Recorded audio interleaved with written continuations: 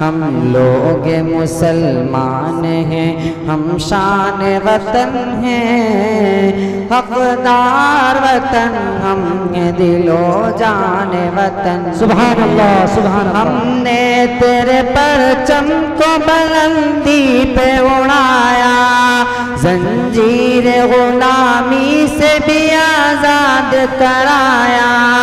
ہم نے تیرے پرچم کو بلندی پہ اڑایا، زنجیر غلامی سے بھی آزاد کرایا۔ سونے کی بچڑیا تجھے ہم نے ہی بنایا۔ اب آئیے ہم بلا کسی تمہید تقریر اور خطاب کے میدان میں جاتے ہیں۔ اسی گلشن چمن کے ایک ہونہار طالب علم، اللہ رب العزت نے کم عمری میں طالب علم ضرور ہے لیکن باتیں ایسی، ان کی تقریریں ایسی، ان کا بولنے کا انداز اور طرز تکلم اتنا نرالا ہے، جب آپ ان کو دیکھیں گے بیان کرتے ہوئے تو لگتا نہیں ہے کہ وہ ایک طالب علم ہے۔ کتاب سے وہ شغف، مطالعے سے وہ ربط ہے۔ عزیزم وہ نام نامی اسم گرامی عزیزم قیام الحق سلمو ہے۔ ہم اس شعر کے ساتھ دعوت اسٹیج دیتا ہوں۔ دل بدل سکتے ہیں، جذبات بدل سکتے ہیں، دل بدل سکتے ہیں، جذبات بدل سکتے ہیں، دور موجود کے دن رات بدل سکتے ہیں، تم بدل جاؤ یارو حالات بدل سکتے ہیں۔ جناب عزیزم قیام الحق سلم۔ نحمده ونصلي على رسوله الكريم اما بعد۔ میرا وطن جو میرے جسم و جان سے پیارا ہے، میرا وطن جو میرے جسم و جان سے پیارا ہے، کبھی غروب نہ ہوگا یہ وہ ستارہ ہے۔ رہے وطن میں ہماری محبتوں کا معیار، رہے وطن میں ہماری محبتوں کا معیار، ہمارے خون کے قطروں سے آشکارا ہے۔ جنہیں ہے شوق کہ کھیلیں وطن کی عصمت سے، جنہیں ہے شوق کہ کھیلیں وطن کی عصمت سے، انہی کا دعویٰ ہے کہ ہندوستان ہمارا ہے۔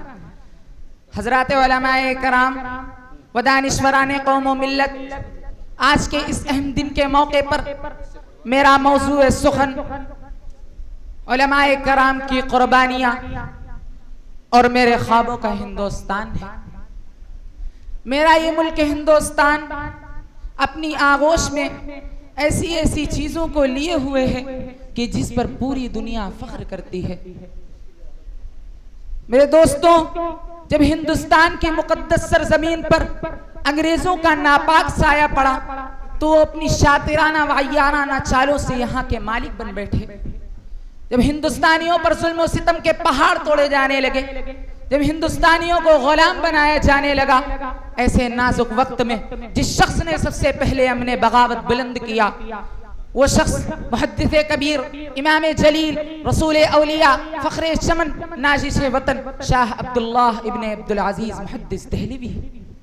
مدرسوں میں بیٹھ کر قرآن و حدیث کے درس دینے والے علماء کرام، خانقاہوں میں بیٹھ کر اپنے خون جگر سے ہندوستان کو آزاد کرانے والے مشائخ ایام اپنے مدرسوں اور خانقاہوں کو چھوڑ کر میدان میں آ گئے اور فرنگیوں کے خلاف محاذ بنا کر بے سہارے کے عالم میں نکل پڑے۔ ان کی زیادتیں لوٹ لی گئی، ان کو غلام بنایا جانے لگا، ان کو طرح طرح کی تکالیفیں دینے لگے۔ اے لوگوں، مسلمانوں نے اس دیش کے لیے اتنی قربانیاں پیش کی ہیں، لیکن آج اگر کہیں پر نام آتا ہے تو لوگ کہتے ہیں کہ مسلمانوں کی اس دیش کے لیے کوئی قربانیاں نہیں، جبکہ حقیقت یہ ہے کہ جب پڑا وقت گلستان پہ تو خوں ہم نے دیا، جب پڑا وقت گلستان پہ تو خوں ہم نے دیا، اب بہار آئی ہے کہتے ہو کہ غدار ہے۔ میرے دوستوں، میرا یہ ملک ہندوستان اپنی آغوش میں ایسی ایسی چیزوں کو لیے ہوئے ہے کہ جس پر پوری دنیا فخر کرتی ہے، جس کے سینے میں شاہ جہاں کی مسجد اور تاج محل کی عظمت پوشیدہ ہے۔ महात्मा बुद्ध और सुल्तान टीपू इसके परवरदा हैं। अशफाकुल्लाह खां इसी का इलाल है। नूर जहां की इफ़्फ़त इसी के सदक़े है। गंगा जमुना की रवानी इसी के प्यार का सदका है। सतलज की लहरें इसी की गोद में हैं। हिमालय के सर पर इसी का ताज है। ब्रिगेडियर उस्मान को शजाअत इसी ने बख्शी है। वीर अब्दुल हमीद को बहादुरी इसी ने अता की है। हुसैन अहमद मदनी को झूला इसी ने झुलाया है। हज़रात, आज हमें अपने उन बुजुर्गों की कुर्बानियाँ याद आती हैं जिन्होंने अपने मुल्क की आज़ादी की खातिर बीवी बच्चे और माल और दौलत सभी को त्याग दिया, वतन छोड़ना गवारा किया, जेलों की मशक्क़तों को बर्दाश्त किया, सूली पर चढ़ना गवारा किया, सर कटवा देना गवारा किया, सब कुछ गवारा किया, लेकिन जब तक अपने मुल्क को अंग्रेज के नापाक पंजे से छुड़ा नहीं लिया उस वक्त तक दम नहीं लिया। किसी शायर ने क्या खूब कहा कि जब गुलिस्तां को खून की जरूरत पड़ी, जब गुलिस्तां को खून की जरूरत पड़ी, सबसे पहले हमारी ही गर्दन कटी। हजरात, अपने उन बुजुर्गों ने सारी कुर्बानियां क्यों पेश की? बीवी बच्चे और माल और दौलत की मोहब्बतों को बालाए ताक क्यों रखा? सर कटा देना आसान क्यों समझा? सूली पर मुस्कुराते हुए क्यों चढ़ गए? इसीलिए तो कि आज अगर हम इन मसाइब व आलाम पर सब्र कर लेंगे, इन तकालीफ को झेल लेंगे, तो आने वाली हमारी नस्लें और बाशिंदगाने वतन आज़ादी के साथ जिंदगी गुजारेंगी। गुलामी के तौर उनके गले में नहीं होंगे, हर तरह से आजाद रहेंगे। रहने सहने की आजादी रहेगी, खाने पीने की आजादी रहेगी, अजानों और नमाजों पर पाबंदियां नहीं लगाई जाएंगी, मस्जिदों और ईदगाहों में ताले नहीं लगाए जाएंगे, इनको मिसमान नहीं किया जाएगा। बिला तफरीक मजहब व मिल्लत, तीनों धर्म और भाईचारगी का माहौल पैदा हो जाएगा। हजरात, मैं देख रहा हूं कि मेरी इजमाली गुफ्तगू ने आपकी आंखों में नमी पैदा कर दी। आपने अपने कुलूब में कराह की आवाज सुन ली। मेरी ये सदा किसी खास के लिए नहीं, ना हिंदू के लिए, ना मुस्लिम के लिए, ना सिख के लिए, ना ईसाई के लिए, बल्कि सुनिए, 100 बार सुनिए, अपने कुलूब पर नक्श कीजिए। मेरी ये सदा इंसानियत के साथ सच्ची पक्की बेदार मोहब्बत करने वालों के लिए है, मोहब्बत का चराग जलाने वालों के लिए है, नफरत का दीप बुझाने वालों के लिए है। लेकिन अफसोस सद अफसोस, हाय रे इंसान, तो कितना सादा दिल निकला कि अपने पराये को न पहचान सका, खैर और शर की तमीज न कर सका। इस भोलेपन पर मुझे एक शेर याद आ रहा है कि हम समझते थे कि बुए गुल अमीन राज महफिल है, हम समझते थे कि बुए गुल अमीन राज महफिल है, मगर ये खान माँ बर्बाद खुद कांटों का दुश्मन है। तुम्हें काली घटा का भी नहीं पहचानना आया, तुम्हें काली घटा का भी नहीं पहचानना आया, नशे मन से धुआं उठता है, तुम कहते हो सावन है।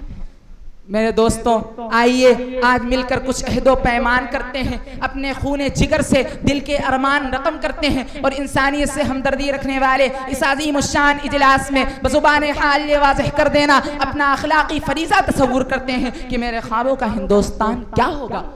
तो सुनो, अपने दिल के दरीचों को खोलो, क्योंकि मेरी ये सदा नायाब न सही पर कामयाब जरूर है। मेरे ख्वाबों का हिंदुस्तान वो है जहाँ तमाम तराना मोहब्बत लोगों की जुबानों पर जारी हो। मेरे ख्वाबों का हिंदुस्तान वो है जहाँ इंसानियत की पासदारी हो। मेरे ख्वाबों का हिंदुस्तान वो है जहाँ तमाम मज़ाहिब के लोगों ने हर एक की इबादत गाहों की तक़द्दुस की कसम खा रखी हो। मेरे ख्वाबों का हिंदुस्तान वो है जहाँ कराहती हुई इंसानियत नजर आती हो। मेरे ख्वाबों का हिंदुस्तान वो है अगर कभी कोई किसी की इबादत गाह पर हाथ डाले तो उसके हाथ तोड़ने के लिए हम मुसलमान आगे बढ़े। इसी तरह अगर कोई बदबातिन शरपसंद किसी मस्जिद की मिसमारी के लिए आगे बढ़े तो उसको कैफरे किरदार तक पहुंचाने के लिए हम हिंदू भाइयों की टीम खड़ी हो जाए। इसी तरह अगर किसी सिख भाई की इज्जत व वकार की पगड़ी उछाली जाए तो उसकी इज्जत की बहाली के लिए हम अपनी जान की बाजी लगाने के लिए खड़े हो जाएं।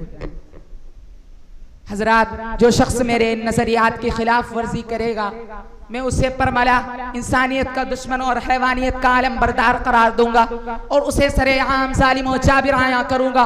और मैं ये पैगाम हर चप्पे चप्पे पर देकर रहूंगा कि मेरा कातिल तुझे कहते हैं सब और ठीक कहते हैं, मेरा कातिल तुझे कहते हैं सब और ठीक कहते हैं। कसम 100 बार तुम खाओ, कसम खाने से क्या होगा। वमा अलैना इल्लल बलाग।